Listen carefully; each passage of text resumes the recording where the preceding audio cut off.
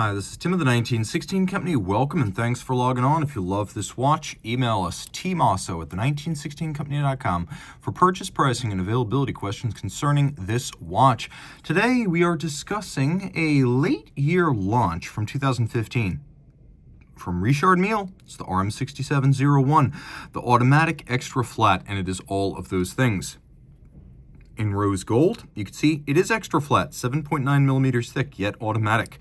From lug tip to lug tip, the tonneau is 47 millimeters across the wrist, and if you're going to measure it side to side, but not with the crown included, then it would be 38.7 millimeters. Unlike a lot of RMs, a rose gold example has a satisfying weight. There are those for whom a lighter watch feels less luxurious, and RM hears you, which is why precious metal models like this are available, even when the selling point of the watch is its compact dimensions, so it's got a satisfying heft to it.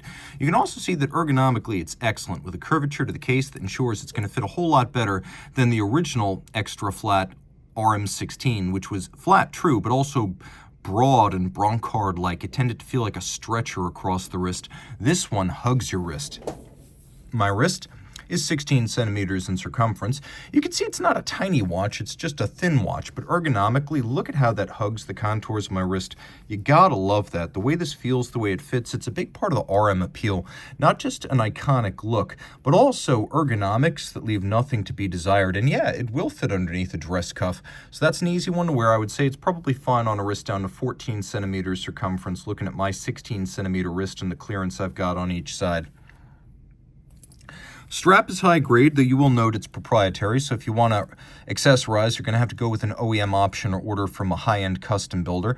You can see how the hollows of the case flank extend into the at least first few millimeters of the strap. It tapers down. It's all in matte finish. This is an RM factory strap, brand new condition. You can see that the strap minders are branded. We've got the GNF Chatelain style double deployant leaf spring design. So while it's not trigger fixed, it is held resolutely by that leaf spring. It's not going to pop open. You can see the clasp is a lovely piece with a combination of media blast and satination. Case flank recesses echoed in the recesses of the buckle. We've got the spline screw, which has become a symbol of RM design. Note the use of both a satin media blast and a polished set of spline screws for contrast. Also note the attention to detail. RM attention to detail is superb. You can see that the spline screw is polished, but so is the beveled inner face of the recess. And then in profile, you can see that the columns that contain the threadings for the screws, they're polished. Then we've got this media blast on the flat surface of the case back. We've also got it on the flat underside of the upper bezel, and then this vertical satination elsewhere. We have a multi-element beveled and media blasted gold crown that also features little carbon fiber inserts. It's like a merry-go-round Ferris wheel right there. Very expensive one. The bezel is satinated from side to side, and you can also see that the crystal itself is cambered, so it matches the arc or curvature. Very difficult to achieve any kind of water resistance with a crystal like this, but this watch is 30 meters, so it's standard dress watch level. The flange outboard bearing the hour indices is a black piece of carbon fiber, and there is no shortage of luminescence on this dial. I won't do a quick lume shot here, so you can appreciate this watch is probably just as legible in the dark as it is in the light. We have a highly skeletonized dial that you will see features a combination of matte black and then satin brushed bare metal in silver tone. We have hands, they're beautifully faceted with a combination of polish and satination.